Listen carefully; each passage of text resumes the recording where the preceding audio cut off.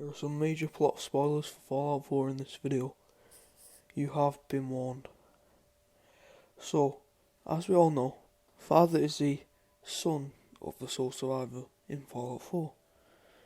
We know this because we met him in the Institute and remember seeing him as a synth and also before the Great War. But how do we know that the father that we meet in the Institute is actually the sole survivor's son, aka Shaun? So let's get into it. Firstly, I'm unsure whether Father is the actual sole survivor's son because there's always been a conscience in the back of my head suspecting that he's not related to the sole survivor.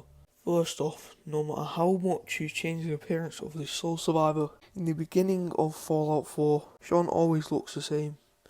There's no difference no matter how much you change it. You could change so much and he just looks exactly the same throughout the game, which I think is quite suspicious really, which as we know is clearly not how that works because he would look a little bit like his mother and his father, but he doesn't, he just looks the same when you meet him as an older person. And that itself is quite suspicious. But my second reason is that whilst inside Kellogg's memory, in the mission, Dangerous Minds, if you access one of the memories of one of the people, it'll actually say something about an old man. I never knew why we didn't just refreeze the rest of them. But we had our orders. I guess the old man didn't want so many loose ends.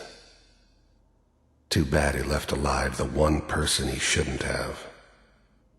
And as far as we know, he could have been referring to the sole survivor's quote-unquote son. And sure, they still probably used Father to create synths, but just how do we know that he's definitely Shaun? Just because he tells us? There's not much explanation really.